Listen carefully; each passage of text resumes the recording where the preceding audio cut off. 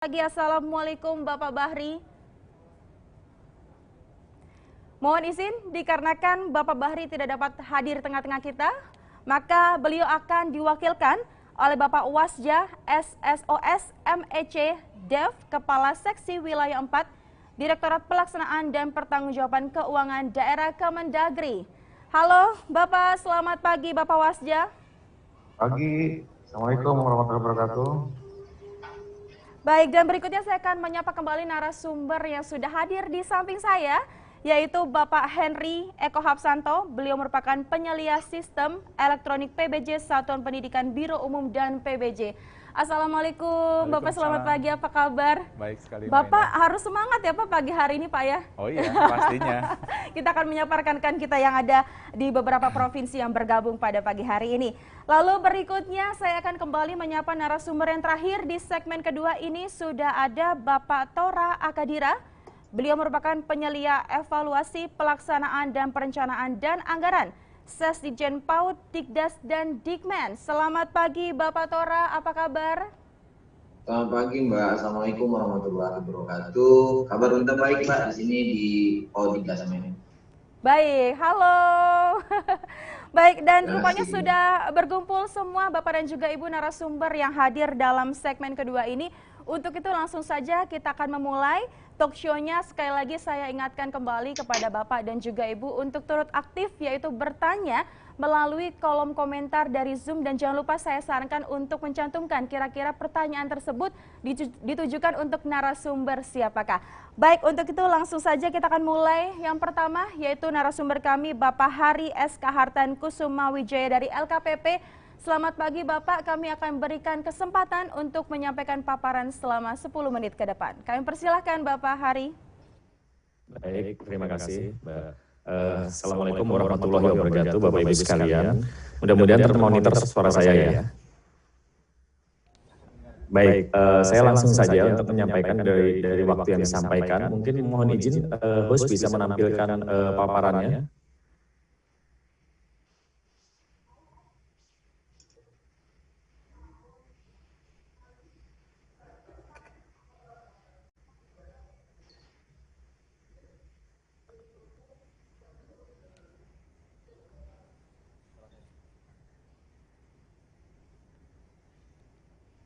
Baik,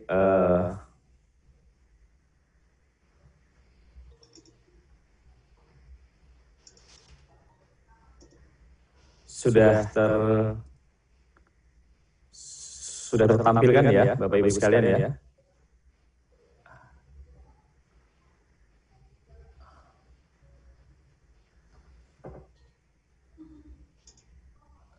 Stop sharing. Sebentar, saya stop dulu. Ya, sudah ya. Boleh di-sharing host bahan paparannya.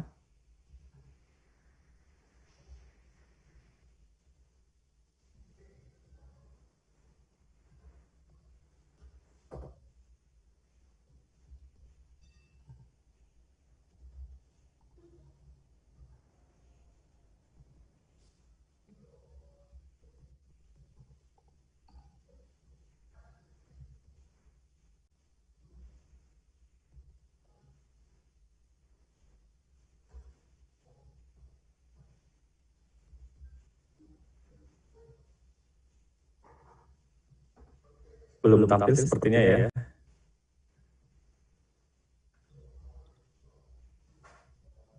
Halo, Ibu Moderator.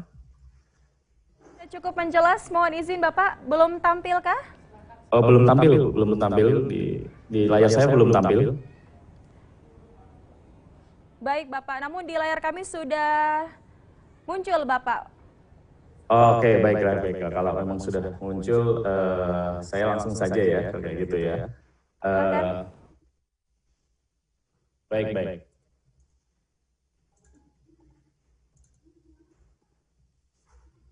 Kalau sudah muncul, mohon izin berarti kami mulai saja, gitu ya. Bapak Ibu sekalian, sebagaimana diketahui bahwa ada dana desa itu sudah diatur ya di dalam regulasi peraturan Presiden Perpres 16 tahun 2018. Nah, kemudian yang menjadi isu adalah bagaimana pengadaan barang jasa itu oleh satuan pendidikan, gitu ya. Kalau kita lihat, kita kembali lagi ke Perpres 16 tahun 2018, di mana dalam ruang lingkup Perpres 16 disebutkan bahwa pengaturan pengadaan barang jasa itu berlaku pada kementerian, lembaga ataupun perangkat daerah. Ya, jadi berlaku pada KLPD. Dan ya, sumber pembiayaannya itu merupakan berasal dari dana APBN atau APBD. Itu ya. Kalau kita lihat di pasal 3 kalau saya tidak salah tentang ruang lingkup. Kemudian hal lain ya, kalau kita melihat secara nature gitu ya, tentang pengaturan pengadaan barang jasa pemerintah gitu ya. Pelaksanaan pengadaan barang jasa pemerintah umumnya itu untuk belanja Bapak Ibu sekalian. Belanjanya ini jenisnya belanja apa ya? Dari jenis belanja biasanya itu merupakan belanja barang atau jasa ataupun belanja modal. Yang seperti itu. Nah, bagaimana kalau misalnya nanti pelaksanaannya itu adalah berbentuk uang gitu ya. Kalau uang berarti tidak diatur di Perpres 16 seperti itu. Kemudian hal lain bahwa di dalam pengadaan pemerintah itu diatur tahapan-tahapannya ya. Diatur tahapan-tahapannya dalam hal apa? Ini sebenarnya tahapan ini untuk memastikan gitu ya bahwa setiap proses pengadaan, kita tahu bahwa pengadaan itu dimulai dari perencanaan, identifikasi kebutuhan sampai dengan proses pelaksanaan diterimanya barang dan jasa itu dilaksanakan secara tertib dan bertanggung jawab ya. Sehingga di dalam tahapan pengadaan pemerintah itu ada yang kita sebut sebagai tahapan perencanaan, di mana umumnya gitu ya atau secara majority yang bertanggung jawab tahapan perencanaan ini adalah pengguna anggaran atau PA. Ya, PA kita tahu kalau di kementerian lembaga adalah menteri atau kepala lembaga, sedangkan kalau di daerah itu adalah kepala OPD. Kemudian selain tahapan perencanaan ada yang disebut sebagai tahapan persiapan. Ya, disebut sebagai tahapan persiapan pengadaan. Nah, di tahapan persiapan pengadaan ini biasanya PPK, pejabat pembuat komitmen yang punya peran paling dominan. Dan yang terakhir ada yang kita sebut sebagai tahapan pelaksanaan. Pelaksanaan itu ada dua, yaitu pelaksanaan pemilihan penyedianya sendiri dan pelaksanaan pengadaannya, pelaksanaan pekerjaannya. Di mana ketika pelaksanaan pemilihan itu menjadi ranah utama atau dominannya Pokja, sedangkan di tahapan pelaksanaan ranah utamanya dominan menjadi ranah dari PPK. Nah, itu secara nature pengaturan pengadaan barang dan jasa pemerintah gitu ya. Secara back practice internasional seperti apa? Sepertinya sama ya Bapak Ibu. Dari beberapa literatur, literasi maupun penerapan kebijakan pengadaan di beberapa negara pun gitu ya. Sepertinya sama. Ada tahapan-tahapan di mana para pihak punya kewenangan dan tanggung jawab untuk melaksanakan tugas dan fungsinya. Kemudian hal yang lain bahwa pelaksanaan oleh PPK dan Pokja pemilihan di dalam peraturan Presiden 16 itu dipersyaratkan mempunyai kompetensi, sehingga dipersyaratkan mempunyai sertifikat kompetensi pengadaan barang dan jasa. Dan ini rasanya ya rasa-rasanya kalau harus diterapkan di satuan pendidikan ataupun di sekolah, rasanya ini masih belum tepat seperti itu. Mungkin next slide. Ya, kemudian bagaimana pengadaan oleh satuan pendidikan, gitu ya. Nah, boleh lanjut lagi? Oke. Nah, kita lihat gitu ya bahwa satuan pendidikan ya sumber pembiayaan sebelumnya, slide sebelumnya, oke. Ya, sumber pembiayaan itu berasal dari dana yang dikelola oleh satuan pendidikan. Salah satunya adalah BOS, ya, bantuan operasional sekolah. Ya. Jadi sumber pembiayaan oleh satuan pendidikan, karena sepertinya ini sudah ada peraturan pemerintah sendiri yang mengatur ya tentang hal tersebut. Ya. Sehingga oleh satuan pendidikan ini sumber pembiayaannya berasal dari dana yang dikelola oleh satuan pendidikan itu sendiri. Itu yang pertama. Yang kedua, kalau kita lihat sendiri, sekolah itu tidak termasuk OPD atau organisasi perangkat daerah. Kita tahu tadi di depan, slide saya sebelumnya, bahwa di dalam Perpres 16, pemberlakuan pengadaan barang jasa itu kepada KLPD, ya, Kementerian Lembaga Perangkat Daerah. Perangkat daerah di sini tentunya beserta kelengkapannya, yaitu organisasi perangkat daerah.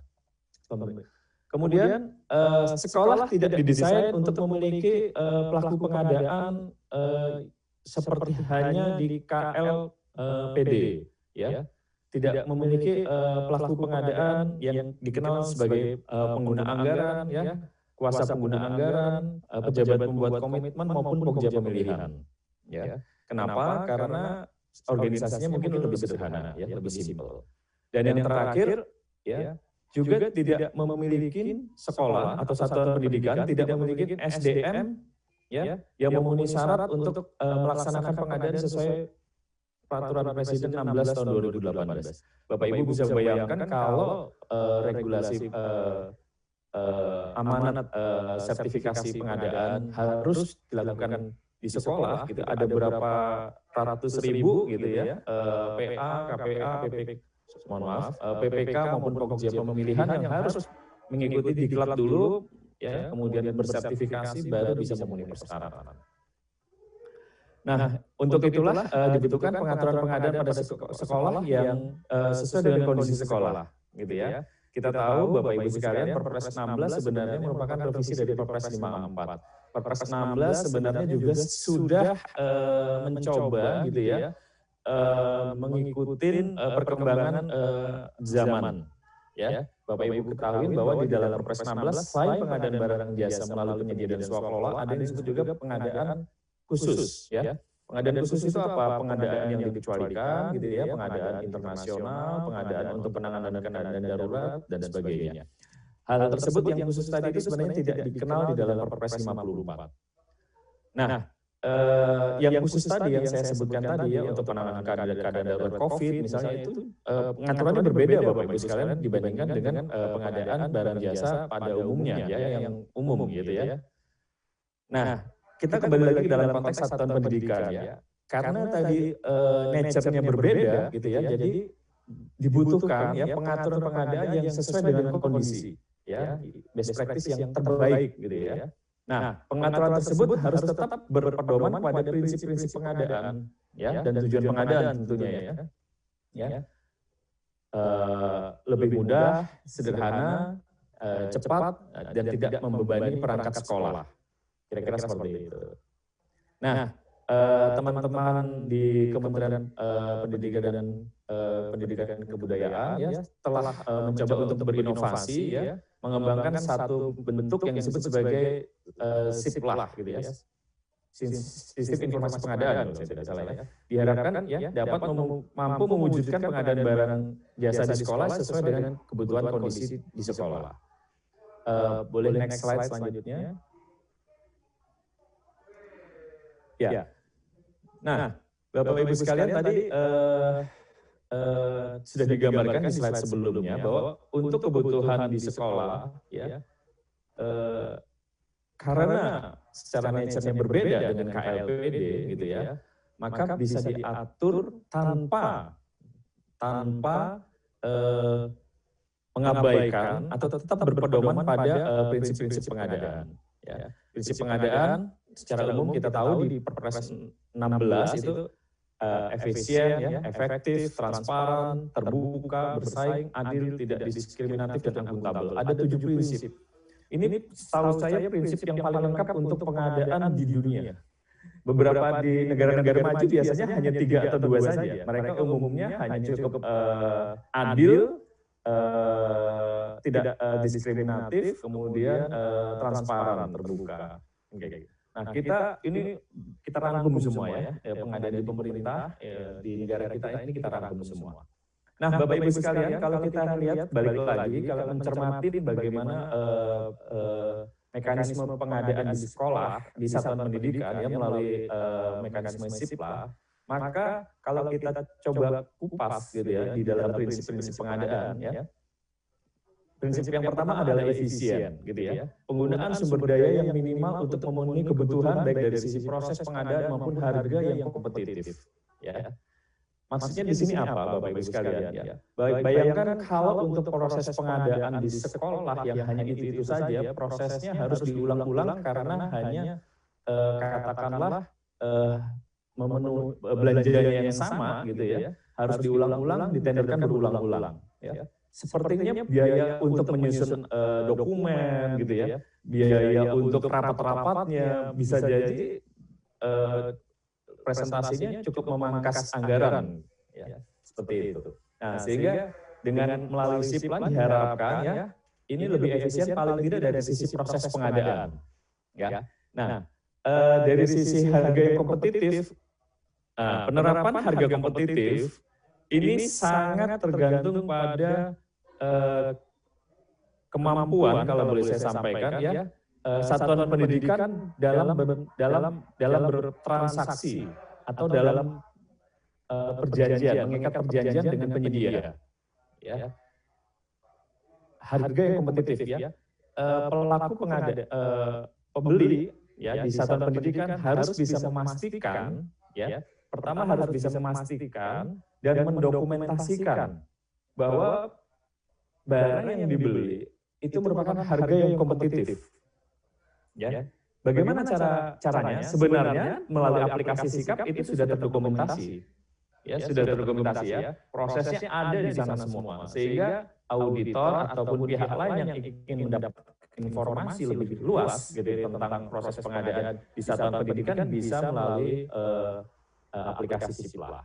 Ya. Ini sekaligus juga menjadi concern Bapak Ibu sekalian ya di satuan pendidikan bahwa proses pengadaan atau proses pembelian ya, di aplikasi Sipla harus dilakukan secara prudent, ya, secara berhati-hati untuk bisa mencapai prinsip efisien. Kemudian efektif, jelas, ya, sangat efektif gitu ya. Kenapa saya sampai efektif gitu ya? Karena prosesnya Bapak Ibu sekalian tinggal buka aplikasi Sipla gitu ya, punya akun atau punya user, bisa langsung berproses ya. Simple ya, as simple as that, seperti kita hanya di marketplace gitu ya, ketika kita mungkin membuka Gojek ataupun Grab seperti itu.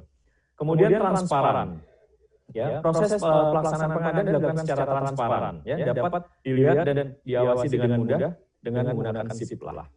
Ya. Keunggulan daripada aplikasi atau sistem informasi tentunya adalah proses pencatatannya. Ya. Proses pencatatannya tentunya nanti akan bisa terekam di dalam aplikasi. Ya, itu akan berbeda sekali ya, ketika itu dilakukan secara manual. Ya. Nah, proses prinsip keempat adalah terbuka. Ya. Proses terbuka di sini lebih kepada teman-teman pengelola di kementerian. Ya, bahwa bagaimana semua pelaku usaha yang memenuhi persyaratan itu dapat menjadi penyedia.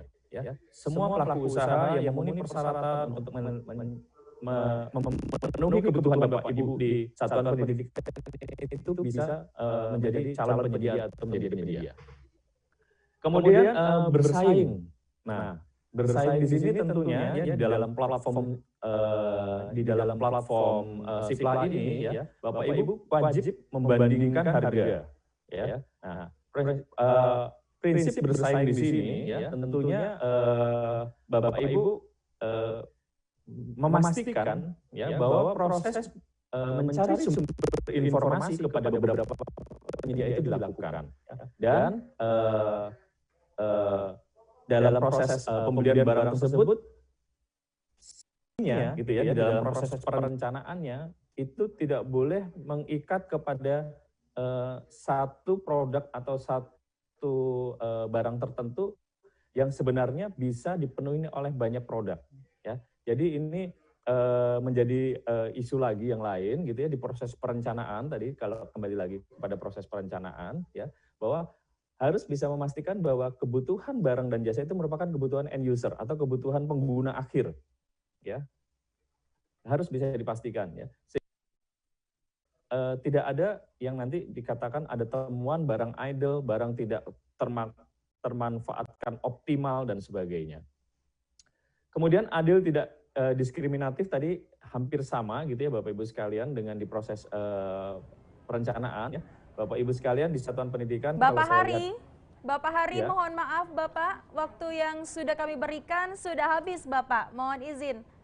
boleh silakan ya. Setengah menit lagi boleh? Boleh, silakan Pak. Ya, ya. Dan yang terakhir akuntabel ya Bapak Ibu sekalian. Jadi proses akuntabilitasnya ini karena Bapak Ibu belanja melalui Siplah gitu ya, maka semuanya itu bisa tercatat, terekam dalam sistem. Kemudian Bapak Ibu memenuhi benar-benar sebagaimana yang diamanatkan di dalam peraturan menteri. Saya pikir mungkin itu untuk pengantar, mungkin nanti bisa dielaborasi lebih lanjut di diskusi. Saya kembalikan kepada moderator. Baik, terima kasih Bapak Hari dari LKPP. Jadi memang dengan adanya pengadaan barang dan jasa ini ada syarat kompetensi ya Bapak ya. Dengan prinsip yang tadi sudah disebutkan dan nanti kita akan bahas satu persatu. Baik, dan berikutnya kita akan lanjut lagi untuk paparan dari narasumber berikutnya. Sudah hadir di tengah-tengah kita Bapak dan juga Ibu. Langsung saja Bapak Wasja SSOS MEC DAF. Beliau merupakan Kepala Seksi Wilayah 4 Direktorat Pelaksanaan dan Pertanggungjawaban Keuangan Daerah Kemendagri. Bapak Wasja, kami berikan waktu paparannya selama 10 menit Bapak. Kami persilahkan. Ya, terima kasih. Assalamualaikum warahmatullahi wabarakatuh. Yang terhormat ibu-ibu semuanya yang tidak bisa saya sebutkan satu persatu. Terdengar suara saya kan? Ya, terima kasih kepada Kemendikbud atas apresiasinya untuk kegiatan ini. Kami sangat mendukung untuk kegiatan ini karena untuk ini urusan wajib kita ya tentang pendidikan. Mungkin saya langsung ke slide aja. Oke, lanjut. Oh, ini yang baru ya, yang dari saya, maaf. Oke, mungkin kalau kita lihat dari sini Bapak Ibu, di sini sebentar.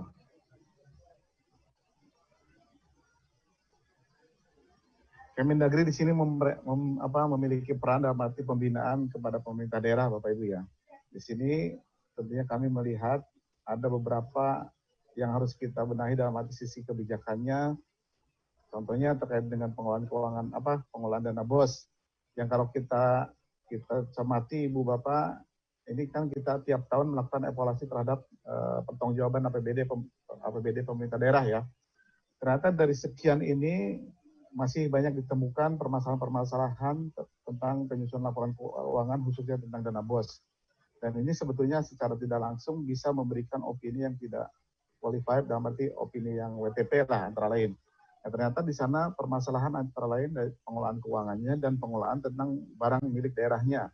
Karena bicara BOS juga ada kewajiban tentang persediaan dan keuangan dan tentang asetnya. Aset terdiri dari persediaan dan barangnya. Ini yang mungkin yang harus kita cermati dan kita harus jalankan juga. Karena tanpa itu mustahil ada arti opini dengan tercipta. Nah, berangkat dari kondisi itu, kami di sini Kemendagri melihat bahwa ada peranan untuk menyusun Permendagri tentang pengelolaan dana BOS, yaitu lahirlah Permendagri 24 2020. Ini adalah salah satu instrumen regulasi yang akan nanti sebagai tolak ukur, sebagai jembatan, sebagai tanda kutip kitab sucinya dalam pengelolaan keuangan daerah, karena di sana terdiri dari macam-macam dalam arti ada pengelolaan, ada modul rencana anggarannya, anggaran kasnya, modul penerimaan nanti notifikasi transfernya, ada pengeluarannya, ada manajemen kas dan pertanggungjawaban tentu sampai ke aset dan laporan keuangannya. Itu mungkin next. Nah, di sini kalau kita maknai di dalam Permendagri 24 ini ada pengelolaan dana BOS Saditmen Negeri dan Sadiksus Negeri pada pemerintah provinsi dan Sadikdas Negeri pada APBD dan kabupaten kota. Nah, di sisi lain ada lagi tentang pengelolaan dana BOS Sadikmen dan Sadiksusnya untuk swasta. Ini yang ada kebijakan yang mengatur bahwa swasta akan kita berikan dan tentunya kita harus lakukan juga penyesuaian kebijakannya. Kita lanjut. Nah, kalau kita secara general karena waktu sedikit di sini bahwa di Permendagri 24 ini ada pejabat pengelola keuangan dana BOS yang terdiri dari PPKD selaku BUD, ada PA atau pembuat pengguna anggaran, ada bendahara pengeluaran SKPD, ada penanggung jawab dana BOS dan bendahara dana BOS. Ini yang harus kita betul-betul pahami, kita betul-betul kuasain dalam arti siapa melakukan apanya harus terlihat di sini di Permendagri 24 karena nanti PPKD selaku ini punya tugas dan kewenangannya, PA pun mempunyai tugas dan kewenangannya, bendahara pengeluaran SKPD pun punya tugas dan kewenangannya, serta penanggung jawab dana BOS pun dan bendahara dana BOS mempunyai tugas dan kewenangannya masing-masing.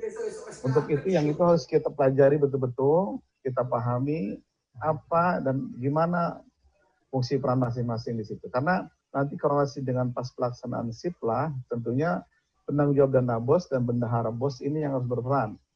Tentunya dengan adanya RKAS yang sudah ditetapkan jadi DPA-nya sekolah, kita lakukan tadi eksekusi untuk pembelanjaannya. Ini yang harus sinkron dengan sistem atau pengelolaan dengan dana BOS-nya. Ini harus kita pahami. Oke, lanjut. Nah, kondisi ini tercipta karena kalau kita lihat ada perubahan pengelolaan dana BOS. Ini ada Permen Q yang memberikan dana yang begitu besar. Tentunya dengan dana yang begitu besar harus kita betul-betul manajemen. Ini tiap tahun bertambah, ada BOS reguler, BOS kinerja, dan afirmasi yang tentunya ini kebijakan ini kita ikutin dari Permendikbudnya. Kami di sini hanya tentang pengelolaan keuangan daerahnya. Oke, kita lanjut. Mekanisme penyaluran dana BOS yang berbeda di sini, kalau dulu ada dari pemerintah pusat masuk ke pemerintah provinsi atau kabupaten kota dengan RKUN ke RKUD-nya. Dengan mekanisme yang baru ini dari pemerintah pusat langsung ke sekolah masing-masing, rekening sekolah. Ini yang harus kita cermati dan kita betul-betul fokuskan dalam arti menyesuaikan dengan kondisi yang terbaru ini. Oke, lanjut. Mekanisme rekomendasi penyaluran pun diatur di sini, ada DJPK ke DJPB tentu nanti ke salur BOS-nya ke sekolah masing-masing. Tentunya di sini ada laporan BOS pun harus kita lihat nanti ke Kemendikbud, ke distrik, ke provinsi, kabupaten kota, dan APBD tentunya akan korelasi dengan pemerintah daerahnya masing-masing. Nah, tentunya di sini ada notifikasi tadi karena kalau dari pusat, pemerintah pusat itu langsung ke sekolah, peranan distrik pun harus melihat. Nah, ini ada notifikasi penyaluran nantinya akan terlihat di situ gimana mencatatnya, membuat satu laporannya terkait dengan MPHD-nya pun harus kita lihat di situ. Oke, lanjut. Di tahun 2020 ini ada kebijakan baru yang mengamanatkan bahwa penyaluran BOS langsung ke rekening sekolah yang tadi dengan mekanisme baru, penggunaan BOS lebih fleksibel dan untuk sekolahnya sudah kita atur di dalam kebijakan kami pun di 24. Nilai satuan BOS meningkat, ini kebijakan di Kemendikbud. Nah, pelaporan BOS diperketat agar lebih transparan dan akuntabel, tentunya ini pun berkoalisi dengan kebijakan masing-masing. Oke, lanjut. Ini ada mekanisme pengelolaan dana BOS pada APBD sesuai dengan Permendagri 24 kalau kita lihat dari sisi ini. Itu tadi, kalau kita memaknainya di sini, ada alur yang harus kita lihat bahwa RKUN dengan tadi PMK-nya menyalurkan langsung ke sekolah, tentunya ada notifikasi nanti ke SKPD, ke pemerintah daerah, dalam hal ini nanti ke BUD-nya, BUD akan mencatat sebagai penerimaan, tentunya dengan tadi penggunaan dari sekolah masing-masing. Nah, itu nanti akan diatur di Permendagri 24-nya. Mekanisme strukturnya gimana ketika ada uang masuk menggunakannya, karena uang yang diterima itu tentunya karena masuk ke APBD, ini harus kita catat, kita laporkan juga sebagai penerimaan di pemerintah daerah. Oke, lanjut.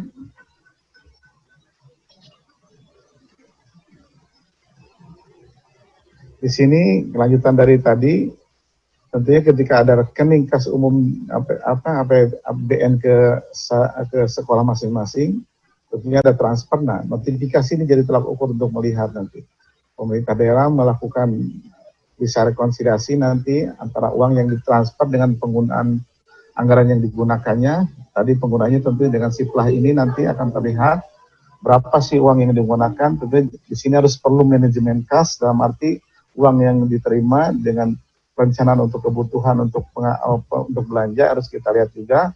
Tentunya nanti harus betul-betul di manajemen, di situ ada manajemen kas lah, artinya dalam kondisi keuangan daerah itu. Oke, lanjut. Di sini terlihat adanya pengelolaan dana BOS, Sadikmen, Sadiksus Negeri, ada dari sisi, kalau kita di Permendagri 24 itu ada perencanaan penganggaran, ada pelaksanaan pertanggungjawaban, ada pelaporan nantinya. Tentunya ini harus ikutin alur, ini adalah alur satu proses dalam arti dari penyusunan awal sampai ke akhir, ini berkoordinasi, tidak terputus dari sisi yang lain gitu. Nah, mungkin lanjut ke sisi yang lain biar ada proses. Dilanjut. Nah, di sini terlihat ada alur ketika menyusun dana BOS ini. Ada alokasi dana BOS-nya, misalkan ada RKA ini dari SKPKD dalam arti BUD, kepala Sadikda, Sadikmen, dan Sadikdus Negeri, kemudian membuat rencana anggaran sekolahnya, menyesuaikan dengan juknisnya, kepala SKPD Provinsi Kabupaten per tahun sama.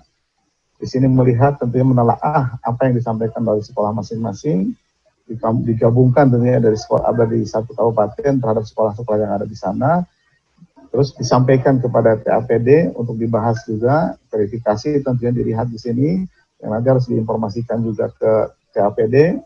Setelah itu masuk, kalau sesuai tidak akan diputuskan ke PPKD, LKS, dana BOS-nya tercatat, dan ini nanti akan disesuaikan. Nanti akan penyesuaian dengan mekanisme dana BOS yang semula mungkin dengan anggarannya berapa, untuk apa, belum ada perubahan, kita sesuaikan dengan juknis yang baru, sesuaikan tadi dengan prosesnya itu, selesai baru kita bikinkan perkada di sana. Ini nanti jadi tolak ukur untuk bahan pelaksanaan eksekusinya. Oke, lanjut. Nah, di sini pun ada pembinaan dan pengawasan pengelolaan dana BOS-nya. Ini yang harus kita lihat juga, bahwa prinsip penerimaan yang menjadi hak tidak boleh digunakan langsung untuk membiayai pengeluaran sesuai aturan dari lain PP. Nah, ini yang ada pengecualian. Nah, prinsip penerimaan juga, prinsip penerimaan yang menjadi hak dan pengeluaran yang menjadi kewajiban daerah dianggarkan pada APBD. Ini diatur dalam regulasi juga. Nah, ini yang mengatur bahwa kalau dengan mekanisme itu tentunya tadi harus tidak bisa langsung digunakan. Ini karena ada pengecualian ditetapkan dengan di pasal 8 Permendikbud nomor 8, sekolah dapat langsung menggunakan dana BOS reguler untuk membiayai operasional sekolahnya. Ini yang harus kita melihat, ini ada kebijakan yang menyesuaikan dengan kebutuhan di daerah, ada kebijakan yang memayunginya, kita lakukan untuk hal itu. Oke, lanjut. Nah, kemudian di sini juga lanjutan dari tadi, prinsip penerimaan menjadi hak dan belanja menjadi kewajiban pun ini kita lihat telah ditetapkannya sebagai dasar hukum penyesuaian langsung dana BOS, yaitu tadi di pasal 19 di PMK 9 diatur juga, dan di kami pun ketika bicara penerimaan dan menjadi hak tidak menjadi melalui RKUD yang dikelola oleh BUD, dilakukan pencatatan ini kita telah terjemahkan di dalam Permendagri 24 pengelolaan tentang dana BOS sebagai dasar hukum pengelolaan dana BOS yang tadi saya sampaikan di awal secara garis besarnya, untuk dana BOS yang ada di kabupaten, provinsi, dan kabupaten kota, dan swasta. Oke, lanjut. Mungkin itu dari saya. Terima kasih. Assalamualaikum warahmatullahi wabarakatuh. Waalaikumsalam warahmatullahi wabarakatuh. Terima kasih Bapak Wasja dari Kemendagri. Jadi memang Bapak Wasja, di tahun ini ada beberapa kebijakan baru ya Bapak ya, mulai dari pengelolaan dana BOS, baik penyalurannya ya Bapak ya.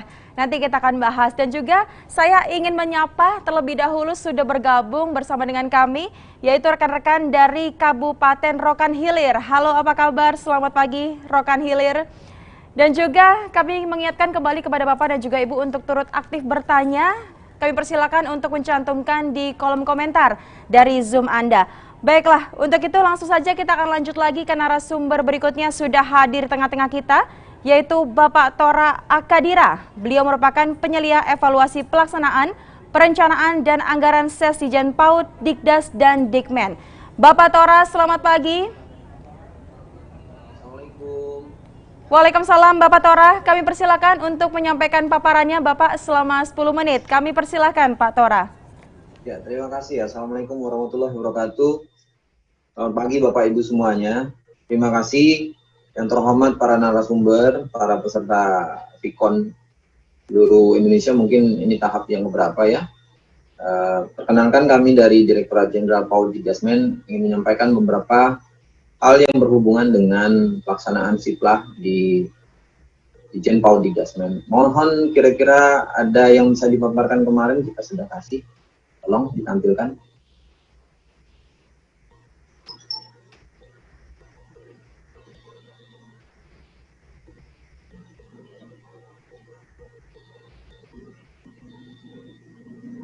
Paparannya mohon ditampilkan Bapak dan Ibu. Ya, ini dia. Kenapa kita penting bicara ini? Karena kalau menurut saya zaman sudah berubah, kita sudah harus bisa melihat lebih jauh ke depan. Bagaimana sekolah itu ke depannya itu pasti banyak berhubungan dengan teknologi. Jadi termasuk juga dalam pengelolaan BOS. BOS ini adalah yang pokok lah kalau boleh saya sebutkan, dana yang kita gelontorkan ke daerah. Dan itu tidak hanya menjadi tugas PAUD Ditgasmen, tetapi juga ada yang berkaitan dengan Kemendagri, KPP, segala macam, dan Biro juga. Ini tidak lain untuk supaya penyalurannya lancar, penggunaannya juga sesuai dengan tuntutan, kemudian juga pelaporannya juga bagus. Maka itu salah satu di antara semuanya ini kita mencoba menyandingkan BOS dengan siplannya. Lanjut ke slide berikutnya. Nah, rantai nilai manajemen sekolah ini, kemudian saya bagi 3 ini. BOS pada masa COVID-19 ini, kemudian digitalisasi sekolah. Nanti berhubungan sangat dengan siplah kalau menurut saya. Lanjut, slide berikutnya. Postur anggaran mungkin tadi sudah digambarkan oleh dari Kemendagri, LKPP, bagaimana nanti hubungannya di antara satu sama lainnya. Kalau kami melihat di sini, APBN Kemdikbud itu 75,7 misalnya ya. Transfer daerah itu lebih besar, 306,9. Nah, Bapak dan Ibu bisa dilihat di data untuk DAK non-fisiknya seberapa besar. Ada itu BOS reguler, BOS kinerja, afirmasi, BOP PAUD, dan kesetaraan. Semuanya kita transfer ke daerah. Kemudian DAK fisiknya 18,3. Dana alokasi umumnya 166,9 T. Kemudian otonomi khusus untuk daerah Papua dan Papua Barat, menurut saya itu juga kita hitung di sini 3,9 T. Pendanaan menjadi tanggung jawab pemerintah pusat dan daerah serta masyarakat. Ini jadi dana itu tidak hanya berasal dari pemerintah pusat, tapi juga daerah juga diharapkan berkontribusi untuk memberikan bantuan pelaksanaan pembelajaran, kegiatan apapun yang berhubungan dengan proses pembelajaran. Rasanya kalau menurut Undang-Undang 23 kalau nggak salah tentang pemerintah daerah itu beberapa hal sudah diserahkan dan pemerintah pusat itu hanya bergerak pada NSPK-nya, norma prosedur standar dan kriteria. Nah, kalau di kita di pusat ini mengatur lebih lanjut tentang normanya, bagaimana aturan berjalannya, prosedurnya seperti apa. Berharap nanti kita pokok pekerjaannya itu hanya berkutat pada NSPK, di Kementerian Pendidikan dan Kebudayaan itu. Pemerintah pusat memberikan bantuan pendanaan pendidikan dalam bentuk biaya operasional sekolah. Kalau BOS itu untuk SD sampai dengan SMA, jenjang menengahnya, tapi kalau untuk BOP itu di PAUD. Nah, sifatnya berarti bantuan, sehingga perlu peran dari pemerintah daerah dan masyarakat untuk membantu. Jadi kalau namanya bantuan operasional sekolah itu bukan menjadi wajib hukumnya, tapi kita sangat apresiasi bila ada kabupaten kota maupun provinsi yang bisa memberikan bantuan untuk mencukupi pendanaan sekolah tersebut. Nah, implementasinya apa? Dana BOS itu sumber utama. Makanya kita pokoknya itu BOS dan BOP ini jadi sumber utama bagi sekolah. Dilihat dari yang banyak didapatkan oleh sekolah negeri itu kebanyakan memang dari BOS. Apalagi ada aturan misalnya di kabupaten atau kota tertentu tidak bisa menarik dana dari masyarakat. Walaupun itu ada sukarela statusnya, bukan menjadi wajib. Dari data yang kita punya baru sekitar 24% Pemda yang ikut peran dalam memberikan biaya operasional sekolah. Ini survei BOS tahun 2019. Jadi banyak kesempatan kalau menurut saya peluang bagi pemerintah kota atau kabupaten atau provinsi untuk bisa membantu BOS ini. Survei yang kita lakukan baru 24%. Lanjut slide berikutnya. Nih, kenapa kita butuh ini, rantai ini, kan yang namanya aktivitas utama, itu kan ada input, ada proses, ada output, kolaborasi, dan pelayanan. Rentetan ini tidak bisa terlepas satu sama lainnya. Untuk input itu di sekolah harus ada peserta didik melalui PPDB misalnya. Pendidik dan tenaga kependidikan, biaya pendidikan, prosesnya itu kegiatan belajar mengajar. Outputnya standar kompetensi lulusan. Kalau di kita itu untuk diukurnya lebih ke PISA misalnya, Performance International Student Assessment itu loh. Nah, kemudian kolaborasi kerjasama sekolah dengan orang tua tidak bisa diserahkan hanya kepada pihak sekolah. Orang tua, masyarakat, dan sekolah itu berkolaborasi. Apalagi kita nanti saya coba bicara tentang masa pandemik seperti ini. Pelayanan, kemudian kerja khusus untuk SMK, ini untuk SMK ya. Nah, infrastruktur dasar sekolah itu fasilitas dasar fisik dan non fisik tentu harus disediakan, manajemen sumber daya manusia, pendidik dan tenaga pendidikan, kemudian pengembangan pembelajaran berbasis TIK. Tidak bisa kita pungkiri, ini kita sudah revolusi, katanya revolusi 4 di industri. TIK, digitalisasi sekolah itu penting nantinya ya. Penyediaan sarana pembelajaran, ini semuanya mendukung aktivitas yang di atas, aktivitas utama tadi. Ada input, ada proses, ada output, kolaborasi, dan pelayanan. Berharap nanti manfaat dan dampaknya bagus untuk pendidikan kita ke depannya. Lanjut, slide berikutnya.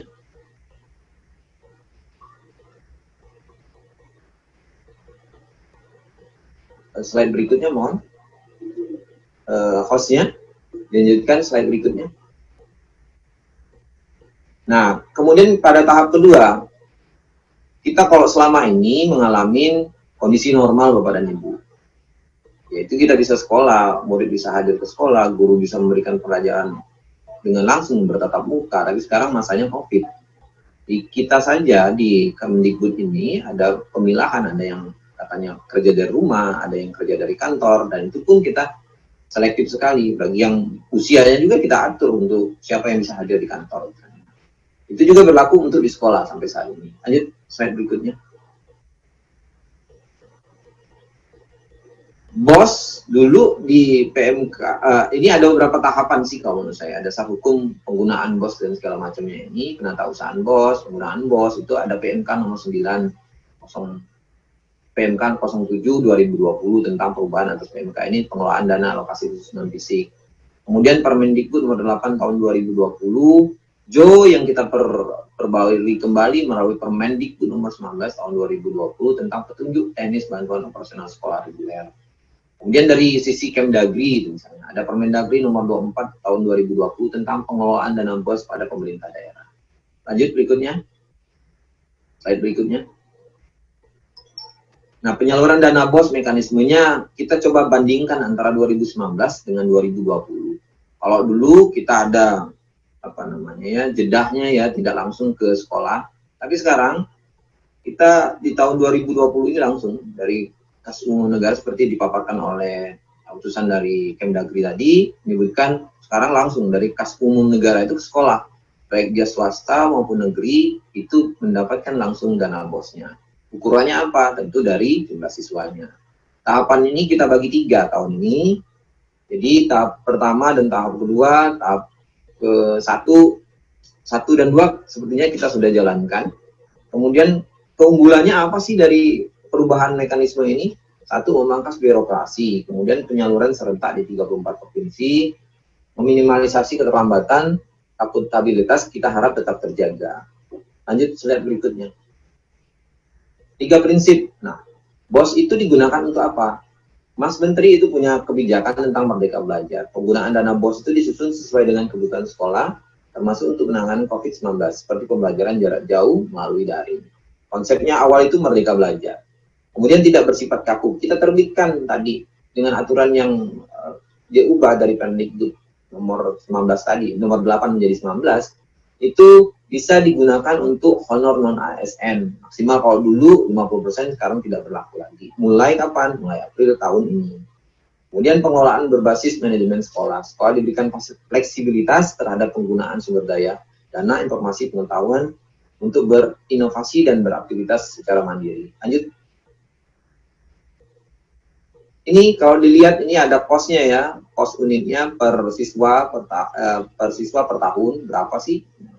Itu yang paling besar tuh SLB. Memang kita coba kalkulasi kemarin, ini sih masih belum sempurna kita, belum, ini paling minimal. Kalau kita menginginkan, kita pernah hitung misalnya SLB itu kalau di negara luar bisa jadi lebih dari sekedar 2 juta. Negara maju ya khususnya. Di kita ya sudah mulai ada perbaikan.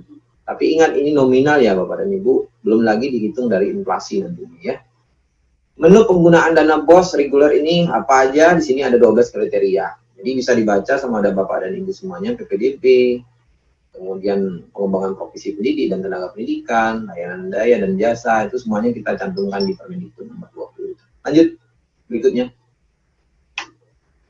Ini BOS reguler. Nah, ini yang saya sebutkan tadi. Permendikbud nomor 19, nomor 20 dapat digunakan seperti apa, bisa disebutkan di sini. Nah, tidak perlu, bisa digunakan untuk membayar guru non-PNS. Tidak perlu pakai NUPTK, tahu saya. Jadi, ada beberapa hal yang kita kecualikan, mengingat kondisi kita COVID-19 seperti ini. Jadi, itu lebih dilonggarkan. Tetapi tidak menutup kemungkinan bahwasanya harus akuntabel tetap Bapak dan Ibu. Lanjut. Slide selanjutnya. Ini kebijakan pendidikan masa COVID-19 ini ujian, ya kalau dilihat dari SE Mendikbud nomor 4 tahun 2020, ini Bapak dan Ibu bisa lihat ujian nasional, tidak diadakan, belajar dari rumah, ujian sekolah, ujian kenaikan kelas, PPDB 2020, itu semuanya kita coba canangkan melalui SE Mendikbud nomor 4 tahun 2020. Lanjut. Ya, selanjutnya yang bagian slide terakhir adalah digitalisasi sekolah. Ini kenapa kita menginginkan ini Bapak dan Ibu? Kita sudah mulai tahun 2017, mulai menerapkan kebijakan pembayaran non tunai. Kemudian 2018 kita majukan lagi penyusunan anggaran, arkasnya. 2019 kita coba menggunakan sistem katalog. Ini yang hubungannya dengan SIPLA nantinya. Pengadaan barang dan jasa secara daring dari LKPP tadi sudah kasih gambaran, Kemdagri juga sudah kasih gambaran. Kita mencoba untuk di SIPLA-nya ini kalau dilihat. Kemudian berharap di tahun ini kita integrasikan semuanya. Jadi bisa mendapatkan laporan yang lebih akurat nanti dari berbagai sisi gitu, dari bosnya berapa, penggunaannya berapa gitu ya, penata usahanya, pertanggungjawabannya seperti apa. Nah, pertimbangannya itu ini, kalau kita sudah jadi satu, itu lebih mudah bagi kita untuk mengetahui perjalanan dana bos sampai dengan penggunaan sampai dengan pelaporan nanti. Lanjut. Slide berikutnya. Arsitekturnya Bapak dan Ibu bisa dilihat di sini ada sistem informasi, ini ada rencana, realisasi, dan laporan. Nah, di SIPLA itu di belanjanya, realisasinya. Kemudian dari rencana melalui aplikasi arkasnya kita, melalui aplikasi PMP, sistem elektronik untuk mengevaluasi diri sekolah. Kemudian dari realisasi juga ada CMS, si bosnya dari kita. Nah, selanjutnya bos salur ini untuk keuangan dan SNP-nya, bagaimana pelaporannya. Total pengguna sampai 63.000 sampai sekarang. Total pengguna 313. Kita pernah coba di Kaltim dan Kaltara. Nantinya berharap semuanya itu bisa terjalankan. Lanjut. Ini SIPLA menjadi bagian yang penting kalau menurut saya. Jadi kenapa kita mencoba menggabungkan ini? Yaitu tadi yang tadi arutan keuntungan yang kita dapatkan kalau kita menggabungkan SIPLA, integrasi SIPLA, Arkas, SIBOS, dan BOS itu sendiri. Banyak hal yang kita bisa manfaatkan dari sini Bapak dan Ibu. Datanya itu, kalau kata orang, itu minyak baru itu ya data itu, big data itu. Itu yang penting kalau menurut saya. Bisa dipergunakan untuk berbagai macam hal nantinya. Pengambilan keputusan, kebijakan, rencana pelaksanaan di masa yang akan datang melalui pendataan ini yang kita integrasikan, mudah-mudahan ini berjalan dengan lancar Bapak dan Ibu. Lanjut. Ya, itu rasanya karena waktunya hanya 10 menit, gambaran besarnya tentang bagaimana sinkronisasi antara SIPLA dengan Arkas dengan BOS di kita coba bangun untuk itu semua sistemnya. Semoga ke depan kita lebih baik. Terima kasih, saya kembalikan ke moderator. Wassalamualaikum warahmatullahi wabarakatuh. Waalaikumsalam warahmatullahi wabarakatuh. Terima kasih Bapak Torah. Jadi Bapak dan juga Ibu tadi sudah dijelaskan mengenai penyaluran dana BOS. Jadi memang ada beberapa yang harus perhatikan ya Pak Torah mengenai mekanisme dan juga tahapan, lalu keunggulan dan juga menerapkan 3 prinsip ya Bapak ya. Baik, dan sebelum kita melanjutkan menuju ke narasumber yang terakhir di segmen kedua ini, saya ingin menyapa terlebih dahulu rekan-rekan yang sudah bergabung dengan kami melalui kanal Zoom. yaitu Kabupaten Jeneponto. Halo, selamat pagi di sana, apa kabar? Dan berikutnya saya kembali menyapa rekan-rekan kami dari SLB Negeri 1 Tapin, Kalimantan Selatan. Selamat pagi, Bapak dan juga Ibu. Baik, luar biasa sekali. Baik, dan kita akan lanjutkan lagi dengan narasumber yang terakhir di sesi kedua ini, yaitu Bapak Henry Eko Hapsanto. Beliau merupakan penyelia sistem elektronik PBJ Satuan Pendidikan Biro Umum dan PBJ. Untuk itu langsung saja kami persilakan Bapak untuk menyampaikan paparannya selama 10 menit. Terima kasih Bapak. Baik, terima kasih. Assalamualaikum warahmatullahi wabarakatuh. Selamat pagi semuanya. Tadi sudah ada paparan dari narasumber-narasumber yang luar biasa, Pak Hari dari LKPP, kemudian Pak Wasja dari Kemdagri, kemudian Pak Tora dari Sesjen Koordinasmen. Jadi kurang lebih pembahasan tentang elektronifikasi baik dana BOS atau elektronifikasi dana pendidikan.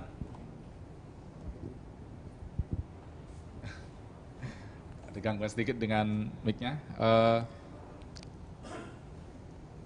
Jadi dari pagi Pak Hari LKPP, kemudian Pak Wasja dari Kemdagri, kemudian Pak Tora dari Koordinasmen sudah menyampaikan materi-materi yang luar biasa. Jadi tentang pengadaan sekolah ini memang sekarang sudah dibuat menjadi elektronik supaya kita bisa dapat laporan yang lebih cepat, kemudian secara transparansi itu sudah dilakukan secara otomatis. Nah mungkin saya tidak memberikan paparan, hanya mengasih kondisi siplah di saat ini. Mungkin lanjut ke halaman berikutnya tentang yang angka-angka tadi.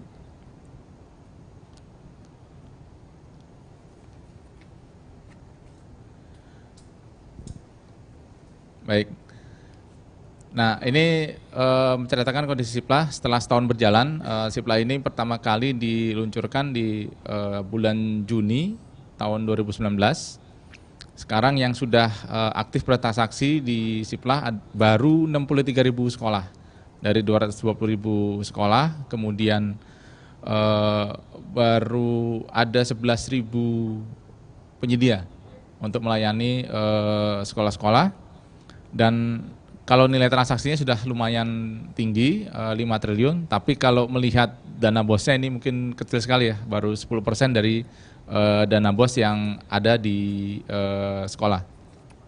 Nah, ini yang akan kita coba untuk diperbanyak lagi, apalagi tahun ini kan cakupannya diperluas, yang tadinya hanya sekolah, hanya SD, SMP, SMA, SMK dan SLB.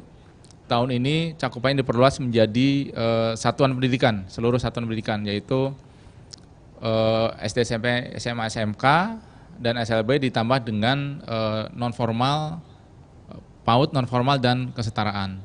Nah, jumlah penggunanya pun cukup besar, menjadi 440.000. Nah, supaya bisa melayani 440.000 ini tentu saja membutuhkan banyak penyedia ya, karena sekarang ini yang hanya 11.000 ini rasa-rasanya memang sangat kurang untuk melayani seluruh satuan pendidikan. Nah, pertanyaan-pertanyaan yang sering timbul terkait pelaksanaan siplah ini, yang pertama masalah kewajiban. Jadi secara Kemdikbud memang mewajibkan seluruh pengadaan barang jasa itu dilakukan secara daring. Ini tadi juga dari Pak Hari dari LKP sudah menyampaikan, kedepannya seluruh sistem akan dibuat secara elektronik, dan memang ini adalah sebuah kebutuhan. Jadi tidak lagi tidak lagi coba-coba, ini memang sudah kebutuhan, dan kedepannya semua sistem tidak hanya masalah pembelanjaan, tapi nanti sampai ke perencanaan, kemudian tata kelola sekolah secara keseluruhan akan berubah menjadi elektronik. Nah, yang kedua terkait jumlah penyedianya. Nah, jumlah penyedia ini yang menjadi alasan sekolah-sekolah itu sebenarnya sudah sangat ingin belanja secara daring. Cuma ketika sekolah ini baru mau belanja, penyedianya tidak ada, penyedia yang di sekitar wilayah sekolah itu tidak ada. Nah ini yang kita coba jembatani di acara hari ini. Kita memberitahukan ke khalayak bahwa Kementerian sudah menyediakan platform. Ini platformnya sudah ada pembelinya, sudah diverifikasi, yaitu sekolah dan satuan pendidikan. Hanya bisa sekolah dan satuan pendidikan, loginnya juga login Dapodik, jadi tidak ada lagi login via yang lain, hanya login Dapodik. Kemudian pembelinya ini juga memiliki jaminan pembayaran karena dananya adalah dana BOS dan dana pendidikan yang dikelola oleh seluruh sekolah. Jadi sudah ada kepastian dari sisi pembeli dan sudah ada kepastian dari sisi pembayaran. Nah, barang apa saja yang wajib dibeli oleh sekolah melalui daring, kalau di Permendikbud yang baru ini semuanya. Jadi tidak ada lagi pembatasan secara tipe barang, tidak ada lagi dibatasin, semua wajib dibeli melalui platform daring. Dari seluruh sumber dana, baik BOS, BOP, kemudian dana hibah maupun dana bantuan, dana-dana pendidikan yang lainnya, selama dana tersebut dikelola oleh sekolah, maka wajib belanja secara daring. Kemudian secara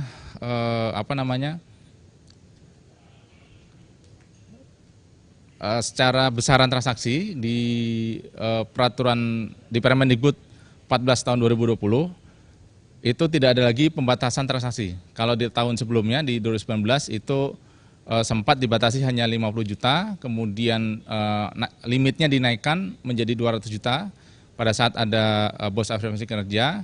Nah, untuk saat ini tidak ada lagi limit. Jadi seluruh tahapan transaksi mulai dari yang belanja sederhana 10 juta, kemudian 50 juta, kemudian yang 50 sampai 200 dan di atas 200 juta itu sudah bisa dilaksanakan semuanya melalui SIPLA. Yang nanti menjadi pembeda adalah ketika belanjanya 50 sampai 200 dan di atas 200 juta itu Bapak Ibu di sekolah wajib melakukan pembandingan paket. Kalau 50 sampai 200 itu minimal membandingkan dari 2 penyedia dan kalau di atas 200 minimal membandingkan dari 3 penyedia. Nah ini adalah relaksasi atau penyederhanaan yang tadi disampaikan oleh Pak Hari. Kalau umpamanya di pengadaan satuan kerja atau baik di pemerintah pusat maupun daerah, di atas 200 harus dilakukan secara lelang maupun katalog elektronik. Nah kalau di sekolah ini disederhanakan, cukup dilakukan melalui SIPLA dan persyaratannya hanya melakukan pembangkitan paket yang sudah ada di dalam SIPLA. Jadi prosesnya sudah sederhanakan. Nah dari sisi penggunanya, yang bisa login ke dalam SIPLA tahun ini adalah kepala sekolah sebagai pelaku pengadaan. Dan kalau kepala sekolahnya loadnya penuh, bisa menunjuk guru atau tenaga pendidikan lainnya untuk membantu kepala sekolah. Ini SK-nya cukup SK dari sekolah, tetapi wajib di-entry melalui Dapodik, sehingga nanti siapa yang ditunjuk sebagai pelaksana PBJ itu bisa login dan bisa melakukan transaksi melalui SIPLA. Nah, saat ini SIPLA bermitra dengan 6 marketplace, yaitu dari Metra Plaza, belanja.com, kemudian blibli.com, kemudian ada Pesona Edu, ada Eureka, kemudian ada PT Inti dan ada Toko Ladang. Nah, 6 mitra ini dipilih melalui proses sayembara di tahun 2019 dan pada saat itu yang mendaftar sebenarnya cukup banyak. Kita minta ke semua operator yang punya marketplace, tapi setelah kita seleksi ada di 6 ini. Jadi selain dari yang 6 ini itu tidak masuk dalam hitungan belanja daring sekolah. Karena kemarin sempat ada yang menyatakan, Pak kami sudah selama ini belanja secara daring, tapi setelah dielaborasi lagi ternyata bukan ke belanjanya di 6 mitra yang kerjasama dengan kementerian. Baik, mungkin dari saya tidak banyak, cukup itu saja. Saya kembali lagi ke Mbak Indah. Baik, terima kasih Bapak Henry. Jadi memang Bapak dan juga Ibu diperluas ya Bapak dari satuan pendidikannya, diperluas dengan PAUD non formal dan juga pendidikan kesetaraan ya Bapak. Baiklah Bapak dan juga Ibu, ini sudah banyak sekali pertanyaan yang saya akan bacakan. Tapi pertanyaan pertama akan ditujukan terlebih dahulu untuk Bapak Wasja dari Kemendagri. Saya menyapa terlebih dahulu. Bapak Wasja masih bergabung dengan kami, Bapak Wasja? Oh, ada. Baik, Bapak sudah siap ya Bapak? Ini sudah ada satu pertanyaan untuk Bapak Wasja. Dan pertanyaan tersebut dari Bapak Sunaidin Wahid. Bapak Wasja, saya ingin bertanya, dana BOS kinerja kami tahun 2019 pada bulan Desember 2019 diminta oleh pihak dinas ditransfer ke kas daerah. Alasannya untuk kepentingan pemeriksaan BPK. Namun sampai saat ini dana BOS tersebut belum dikembalikan ke sekolah dan sementara pada bulan Desember 2019 itu kami sudah melakukan pemesanan melalui Sipla dan sudah ada PO-nya dan tinggal menunggu barangnya tiba. Namun pada akhirnya dibatalkan oleh pihak dinas dan pertanyaannya Bapak, apakah kami masih punya hak untuk mendapatkan kembali dana BOS tersebut dan berapa lama daerah atau dinas bisa menyimpan dana BOS tersebut, Bapak Wasja? Siap. Nah ini ada kekeliruan Ibu. Harusnya kan ini bendahara kan ada di sekolah. Uang itu di sekolah. Ketika dinas, harusnya dinas saya menerima laporannya aja gitu. Tidak harus uangnya gitu. Nah ini kan harus, nah kembali ke kebijakan. Lihat di kebijakan ketika Permen 24 belum lahir kita menggunakan SE ya. Lihat nanti di SE ada kelihatan di sana bahwa uang ini harus tetap di bendahara, karena yang punya uang kan di bendahara. Jangan diberikan ke siapapun. Ketika ada yang meminta, ya ini kan persepsi yang berbeda nih. Ini harusnya tadi SKPD tidak boleh meminta uang yang ada di sekolahnya. Hanya laporannya aja Bu. Mungkin nanti harus didudukan, karena nanti korelasinya pelaporannya kita tidak menggunakan anggaran ini kan akan terlihat dari neracanya nih, laporan bahwa ada sekian uang di bendahara sekolah yang tidak digunakan misalkan. Itu sebetulnya uangnya masih tetap di bendahara, nggak boleh di kemana-manakan sebetulnya. Ini ada salah persepsi nih kalau menurut saya nih. Nah lihat kebijakannya mungkin. Nah kalau kebijakan di perkadanya mungkin diatur itu juga, itu harusnya disesuaikan. Kita lihat aturan yang lebih tingginya di atasnya. Ya Bu, Bapak, mungkin itu sementara, makasih. Dan kembali Bapak dan juga Ibu, saya ingin menyapa rekan-rekan yang sudah hadir dan turut bergabung, yaitu dari Dinas Pendidikan Sulawesi Selatan. Halo, selamat pagi. Apa kabar Bapak dan juga Ibu di sana? Baik, dan kita akan lanjut lagi Bapak dan juga Ibu untuk pertanyaan. Untuk pertanyaan berikutnya, ini ditujukan untuk Bapak Tora. Bapak Tora dari Dijen PAUD. Bapak, ini ada pertanyaan. Bapak Tora? Masih bergabung dengan kami? Oke. Siap, Bu. Siap. Bapak Tora, ini pertanyaan dari Bapak Muhammad Ghazali Idrus. Bapak, ini ada dua pertanyaan sekaligus. Pertanyaan pertama adalah, bagaimana dengan kebutuhan mendesak atau gembok kantor rusak, apa harus menggunakan Siplah juga?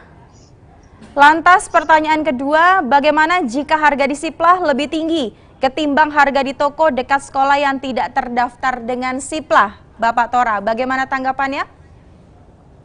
Siap, terima kasih atas pertanyaannya. Banyak hal yang terjadi memang di dalam perjalanan Siplah ini. Ini nanti Pak Hendy bisa nyambung nih kalau gembok kira-kira masih masuk enggak di situ. Tapi yang saya garis bawain Bapak dan Ibu, selagi itu masih ada di sekitar kita dan kalau tadi ada harga yang lebih mahal, coba dibandingkan dulu. Jangan sampai nanti kita sudah memutuskan bahwasanya harga ini lebih mahal, tapi ternyata di lapangan ternyata yang kalau seandainya melalui Siplah itu lebih murah gitu. Kalau memungkinkan akan lebih bagus kita sudah mulai menggunakan Siplah Bapak dan Ibu. Saya berharap sekolah itu sudah memanfaatkan Siplah ini secara maksimal. Nanti bisa koordinasi lebih lanjut dengan kita Bapak dan Ibu untuk itu semua. Kalau saya ada beberapa pertanyaan juga di daerah 3T misalnya. Mereka tidak bisa punya internet untuk bisa melakukan transaksi melalui Siplah. Ya masih bisa kita kecualikan kalau memang itu tidak ada internetnya. Ada laporan dari sekolah itu dia ada internet tapi tidak memanfaatkan Siplah, itu yang menurut saya keliru. baiknya dilihat dulu Bapak dan Ibu, dipastikan dulu, dilihat lebih detail lagi apakah tadi yang disebutkan gembok itu, ya kalau menurut saya sih ada hal-hal tertentu yang tidak bisa lewat Sipla misalnya. Memang barangnya itu nggak ada di Sipla misalnya, itu baru lah bisa kita laksanakan. Tapi kalau masih ada, lebih bagus, lebih baik kita menggunakan Sipla. Mungkin ada tambahan dari Pak Henry? Silakan Pak Henry. Baik, terima kasih Pak Tora. Jadi memang ini selalu yang menjadi pertanyaan nih, bahwa sebenarnya sekolah-sekolah ini sudah sangat semangat sekali untuk belanja secara daring.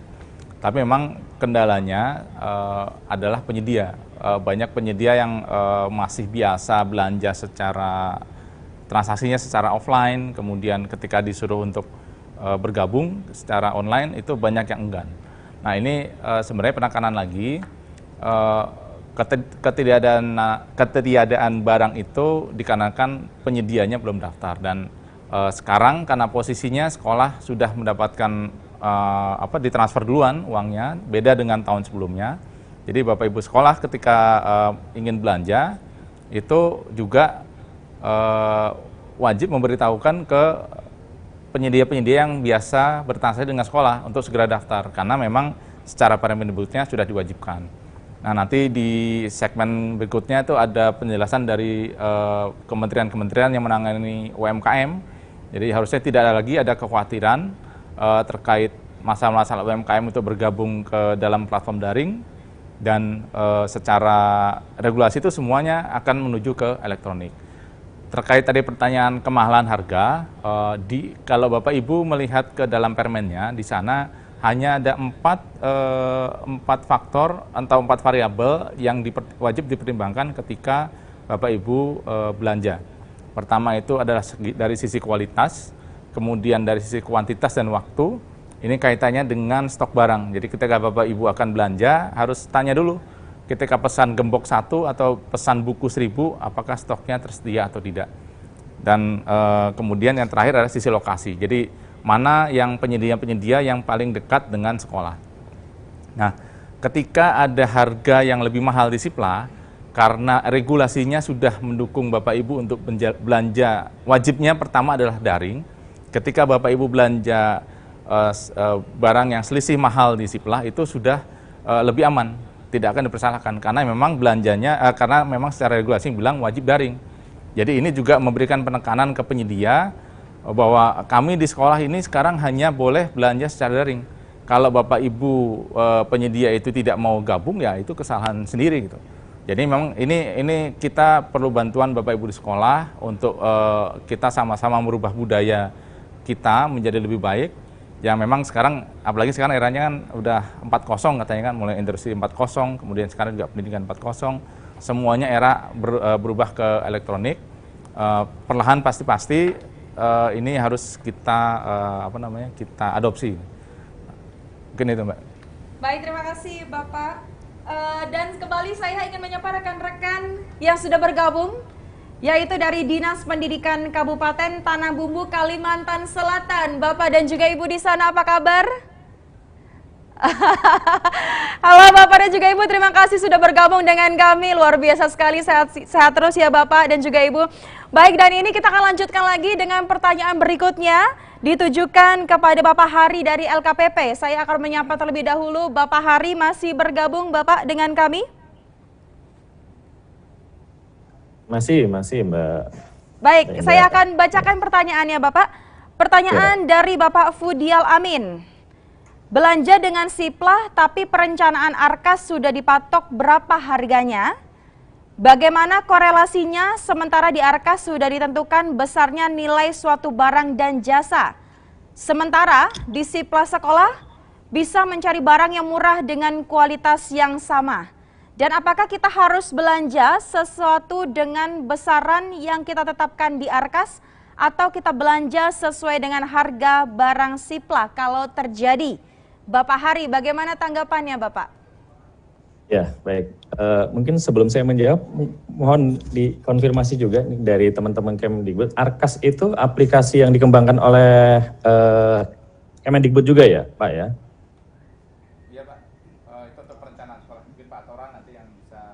Iya Pak, itu aplikasi yang kita kembangkan juga di Kemdikbud Pak. Oke, ini terkait dengan perencanaannya ya Pak Tora ya? Iya, dari Iya. rencana penggunaan sekolah terhadap dana BOS yang kita berikan itu, Pak. Oke, baik ya, terima kasih. Baik, jadi saya coba untuk menjawab tadi ya. Jadi tadi juga sudah sempat disinggung oleh Pak Tora kalau saya tidak salah bahwa ke depan ini akan coba untuk diintegrasikan proses bisnis aplikasi-aplikasi yang ada di Kemendikbud ya, utamanya untuk mendukung pengadaan barang jasa ataupun pengelolaan keuangan di sekolah atau di satuan pendidikan. Nah, ketika aplikasinya atau proses bisnisnya berbeda gitu ya, atau kadang menimbulkan satu hambatan ya, balik lagi ke tujuan utama dari proses kegiatan kita, Bapak Ibu sekalian. Maksud saya adalah ketika Arkas ini dikhususkan untuk mungkin ya, kalau saya bayangan saya ini untuk dalam proses penganggaran gitu ya, hendaknya ini bisa sinkron dengan proses siplah yang ditujukan untuk proses pelaksanaan atau eksekusi dari penganggaran tersebut. Ya, nah kalau mencermatin tadi dari diskusi sebelumnya juga bahwa bagaimana apabila barangnya itu ada wajib belanja di siplah karena amanat perundangannya ya Permen peraturan menterinya mewajibkan gitu ya semua pembelian atau transaksi melalui aplikasi siplah. Nah, menurut saya yang pertama adalah kalau dalam perspektif audit ataupun APH, tentu nanti akan bicara tentang aspek hukum legalitas gitu ya. Sehingga paling tidak itu yang menjadi prioritas pertama. Yang kedua adalah mungkin perlu juga ya, karena ini mungkin baru berjalan 2 atau 3 tahun ya, jadi mungkin sistemnya juga masih terus berkembang gitu ya. Perlu dibangun satu sistem MONEF, fungsi MONEF terhadap marketplace ini sendiri. Tadi ada diskusi tentang bagaimana ketika belanja gembok gitu ya, ternyata di siplah tidak ada gitu ya. Sementara kewajibannya adalah harus belanja di siplah. Nah, ini kan menjadi dilema gitu ya. Hal tersebut ini sebenarnya juga kami alami Bapak Ibu sekalian ketika dalam skup pengadaan barang jasa yang lebih luas. Pada awal Perpres 54 ya, semua barang jasa yang sudah ditayangkan di katalog elektronik itu wajib dibeli ya. Nah, di dalam implementasinya muncul seperti yang tadi analogi untuk membeli gembok gitu ya. Ketika ada kebutuhan yang mendesak, kemudian barangnya lebih murah, ternyata terpaksa harus belanja melalui katalog elektronik yang mungkin harganya lebih mahal, waktunya juga lebih lama. Nah, sehingga di Perpres 16 itu kami rilis gitu ya. Jadi kewajiban tersebut prioritas tapi tidak wajib ya dibelanja di katalog elektronik. Ini balik lagi ya, saya tidak mau mendiskusikan tentang permennya. Permennya saya pikir semangatnya bagus ya, filosofinya bagus, adalah membangun marketplace yang kompetitif gitu ya. Cuman fungsi MONEF dan sistemnya mungkin perlu dikuatkan kembali ya, sehingga marketplace yang 6 tadi itu diharapkan ya ketika ada kebutuhan-kebutuhan ini, ketika ada fungsi atau MONEF kebutuhan gembok ataupun barang lainnya bisa disampaikan kepada pengelola di pusat ya, di kementerian. Kemudian kementerian ini bisa juga menyampaikan informasi tersebut kepada marketplace. Demikian Bapak, jadi mudah-mudahan bisa menjawab. Baik, terima kasih Bapak Hari. Dan satu pertanyaan terakhir Bapak dan juga Ibu. Baik, kami ingin menyapa kembali rekan-rekan dari Papua Barat. Halo Papua Barat, apa kabar? Selamat pagi di sana Ibu. Baik, terima kasih sudah bergabung dengan kami. Dan satu pertanyaan terakhir ya Bapak dan juga Ibu, ini ditujukan untuk Bapak Henry. Bapak Henry, ini ada pertanyaan dari Kabupaten Sopeng, Disdikbud Bapak Abdul Rahim. Apakah dana dan alokasi khusus atau DAK khusus untuk mobiler yang secara swakelola yang dikelola oleh sekolah bisa belanja di siplah? Mohon petunjuknya Bapak, silakan. Kalau untuk DAK swakelola mungkin saya minta bantuan Pak Tora nih Pak. Boleh Bapak Tora untuk diberikan tanggapannya mengenai pertanyaan? Siap, terima kasih. Ini Pak Hendi, kita bertukar informasi ya Pak Hendi ya. Jadi DAK itu memang kita ada aturan sendiri Bapak dan Ibu. Bisa dibaca nanti lebih lanjut di juknisnya DAK Bapak dan Ibu. Di situ bisa disebutkan apa yang bisa diberikan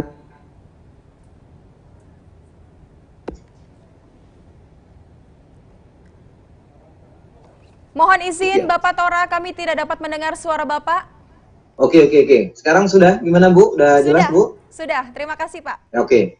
Terima kasih pertanyaannya. Saya ini bertukar cerita dengan Pak Henry berarti begitu ya.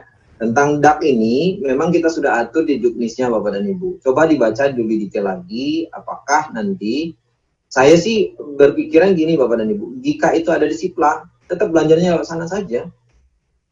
Itu saja prinsipnya. Selagi di Sipla itu ada, di marketplace-nya ada, dan itu memang tercantum nilainya, akan lebih baik kalau menurut saya kita menggunakan Sipla. Artinya gini, setiap kegiatan kita yang bisa dinaungi lewat Sipla, baiknya dilakukan pembelian lewat Sipla.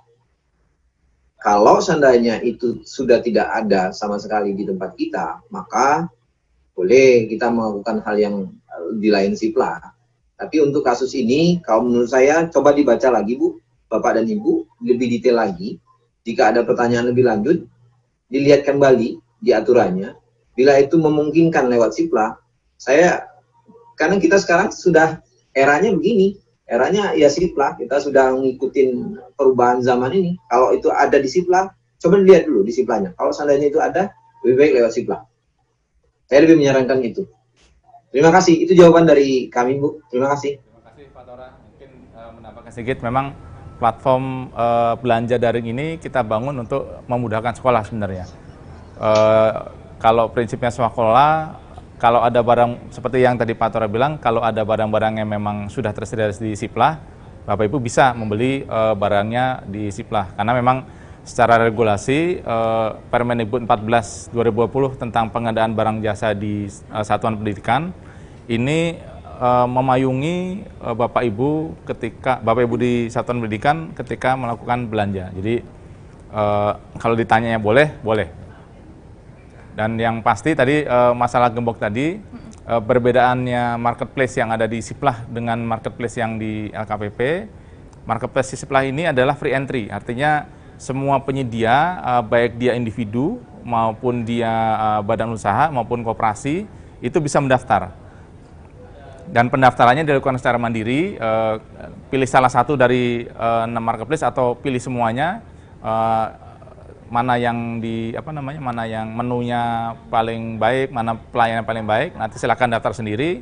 Verifikasinya pun hanya melalui email. Jadi setelah isi data diri, isi NPWP, kemudian isi alamat, sudah bisa melakukan listing barang. Pendaftaran barang pun juga dilakukan mandiri, tidak dipilih oleh Kemdikbud. Jadi ini sebagaimana marketplace pada umumnya. Mungkin barang-barang yang khusus pilihannya adalah buku, barang-barang yang sudah dikontrak oleh Kemdikbud itu nanti si Bapak Ibu yang menjadi calon penyedia hanya bisa memilih mana yang mau dijual, misalnya seperti buku, karena kaitannya kan kalau buku-buku ini harus diseleksi dulu ya, tidak sembarangan buku yang boleh dibeli. Nah kalau selain dari barang-barang yang dikontrak itu Bapak Ibu bebas untuk melakukan pendaftaran barang, tentu saja juga mengikuti kaidah atau norma-norma hukum yang berlaku ya, jangan sampai nanti barang-barang yang melanggar hukum malah didaftarkan untuk dibeli oleh sekolah. Mungkin itu Mbak Indah. Baik, terima kasih Bapak Henry dan Bapak Tora. Dan saya kembali akan menyapa rekan-rekan dari Provinsi Nusa Tenggara Timur, Kabupaten Timur Tengah Selatan. Halo Bapak dan juga Ibu di sana, apa kabar? Baik, luar biasa sekali. Dan sebelum kita menutup di segmen kedua ini, saya ingin menarik kesimpulan dari masing-masing narasumber. Untuk itu kami persilakan kepada narasumber pertama kami, yaitu Bapak Hari. Silakan Bapak untuk menarik kesimpulan terlebih dahulu dari topik pembahasan pada pagi hari ini, Bapak.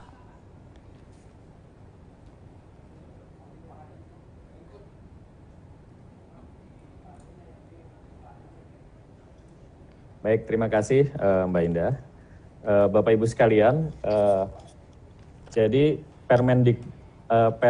regulasi tentang Siplahnya sudah clear ya Bapak Ibu sekalian, ada di Permendikbud 14 2020. Saya pikir sudah bisa menjadi rujukan Bapak Ibu sekalian dalam melakukan proses pengadaan barang jasa oleh satuan pendidikan. Hanya saja saya sekali lagi mungkin berpesan bahwa prinsip pengadaan tadi, walaupun ini kalau bahasa beberapa tadi narasumber mengatakan sudah mulai direlaksasi atau dirilis ya, mohon kiranya satuan pendidikan tetap memperhatikan prinsip pengadaan ya. Cara mengujinya seperti apa? Paling gampang adalah cara mengujinya adalah dengan kewajaran harga Bapak Ibu sekalian gitu ya. Jadi kewajaran harga tentunya dengan syarat dan kondisi yang sama. Saya pikir mungkin itu Bu Indah, terima kasih. Baik, terima kasih Bapak Hari. Lalu berikutnya Bapak Wasya, boleh kesimpulan sedikit untuk kami Bapak? Ya, mungkin tadi saya meneruskan juga regulasi Permendagri 24 sudah lahir ya, kita terjemahkan di dalam Sipbos juga. Nah, tentunya dengan kondisi dengan regulasi tadi, akselerasi pengelolaan dana BOS harus kita dukung untuk mempercepatnya, tapi jangan lupa kita taati regulasi, antara lain tadi Permendagri 24 2020. Terima kasih dari saya, sekian. Baik, terima kasih Bapak Wasya, dan berikutnya saya akan menyapa kembali rekan-rekan dari Dinas Pendidikan Tarakan. Halo Ibu dan Bapak, selamat pagi semuanya di sana, apa kabar? Tarakan, apa kabar Tarakan? Wah, luar biasa sekali semangatnya pada pagi hari ini ya, Bapak dan juga Ibu. Baik, dan berikutnya boleh kami menarik kesimpulan dari Bapak Tora Akadira. Bapak silakan.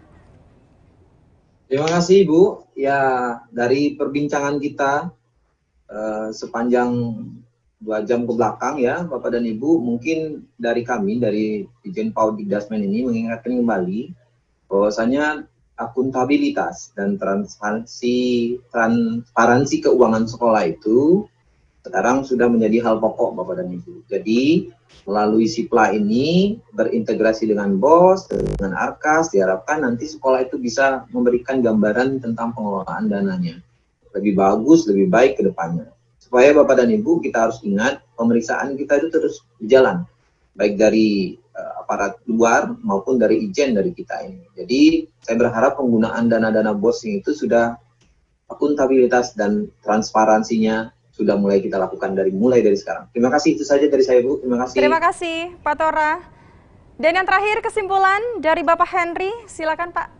Baik, jadi Bapak Ibu di sekolah sekarang kan dengan adanya Merdeka Belajar ini sudah diberikan fleksibilitas yang sangat luar biasa. Kemudian di Permendikbud 14 2010 juga Bapak Ibu sebenarnya juga diberikan sangat diberikan keluasaan. Tetapi fleksibilitas dan keluasaan ini harus dimanfaatkan dengan bijaksana. Terlebih lagi dana BOS sekarang sudah ditransfer ke depan, jadi Bapak Ibu sebenarnya sudah punya power ya. Jadi ini harus benar-benar dimanfaatkan dengan bijaksana. Mungkin terima kasih. Baik, terima kasih Bapak Henry. Maka berakhir sudah talk show di segmen kedua ini, Bapak dan juga Ibu, yang membahas mengenai pengadaan barang dan jasa di satuan pendidikan. Dan kami ingin mengucapkan terima kasih kepada seluruh narasumber yang sudah bergabung di segmen kedua ini, yaitu ada Bapak Hari SK Hartan Kusumawijaya, Analis Kebijakan Madya Direktorat Pengembangan Sistem Katalog LKPP. Bapak, terima kasih banyak untuk waktunya di pagi hari ini. Lalu berikutnya Bapak Wasya SSOS MEC Dev.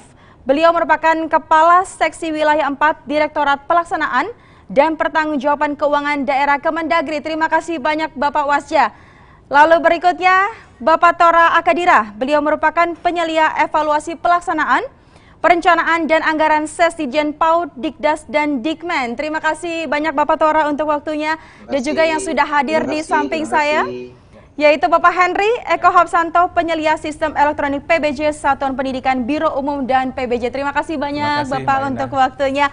Baik Bapak dan juga Ibu, nanti kita akan lanjutkan kembali di segmen berikutnya, yaitu segmen 3, di mana akan membahas lebih lanjut mengenai UMKM sebagai penyedia dalam SIPLA.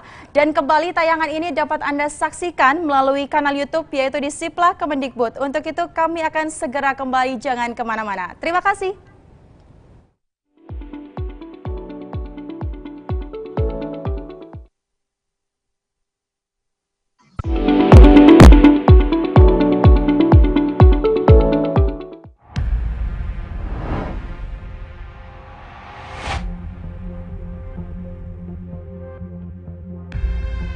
Begitu banyak waktu terbuang dan perlu kejelian untuk menyesuaikan antara kebutuhan dan biaya yang harus dikeluarkan.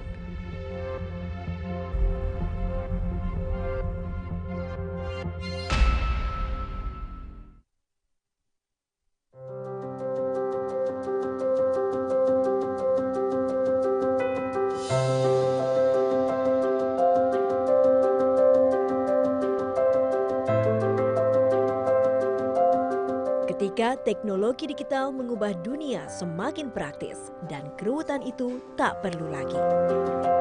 Adalah platform sistem pengadaan di sekolah atau SIPLAH yang diluncurkan Kemendikbud sejak Juni 2019 telah memudahkan pihak sekolah dalam mengelola dana BOS. SIPLAH merupakan sistem elektronik yang menggandeng penyedia pasar atau marketplace untuk menyediakan kebutuhan pihak sekolah dalam pengadaan barang dan jasa.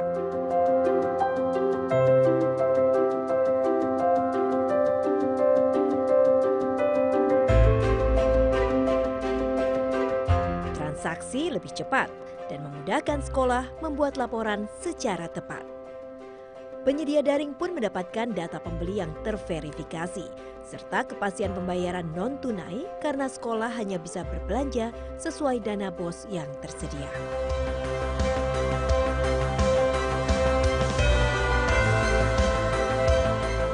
SIPLAH memang SIP.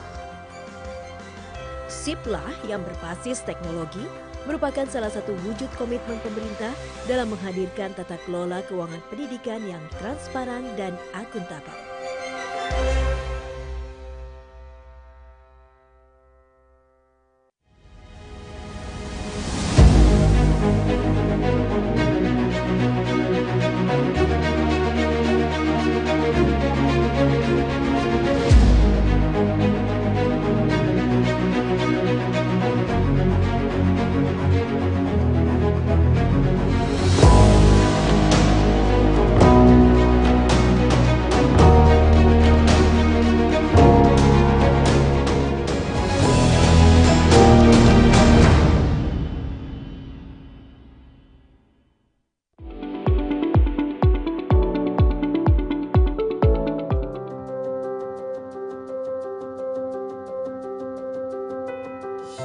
Penggunaan dana BOS untuk tahun 2020 itu menggunakan aplikasi Arkasnya ya dari dinas langsung.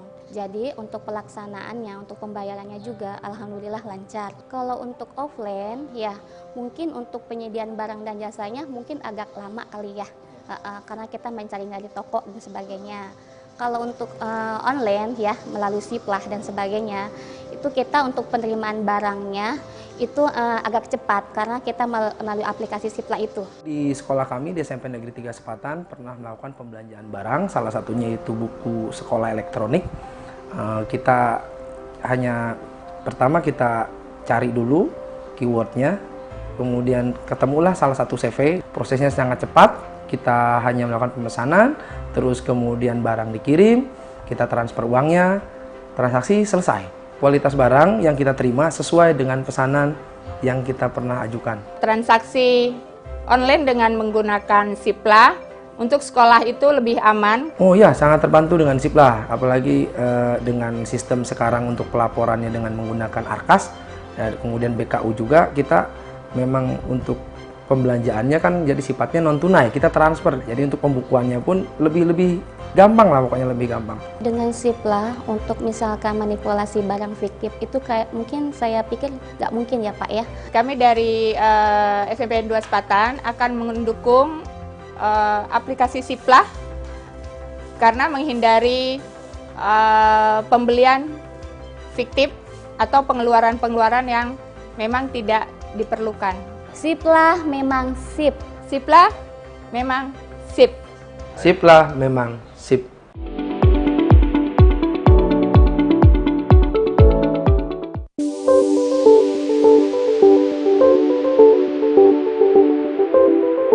Proses pengadaan barang dan jasa di sekolah kini lebih mudah karena dilakukan secara online.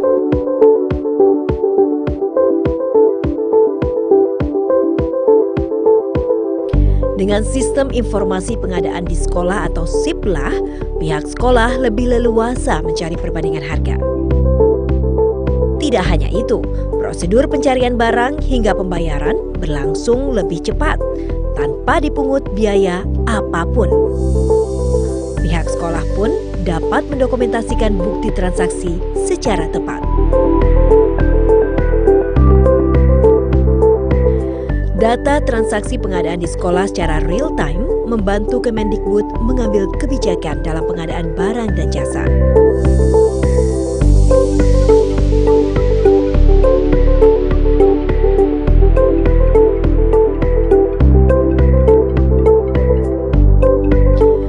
Penyederhanaan proses pengadaan barang dan jasa di sekolah melalui Dana BOS juga telah mendorong UMKM dan penyedia lokal ke pasar nasional.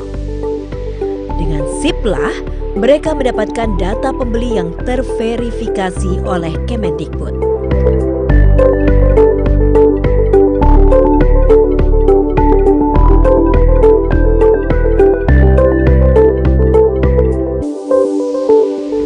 Dan platform SIP-lah menjamin kepastian pembayaran secara online karena pihak sekolah hanya bisa berbelanja sesuai dana BOS yang tersedia.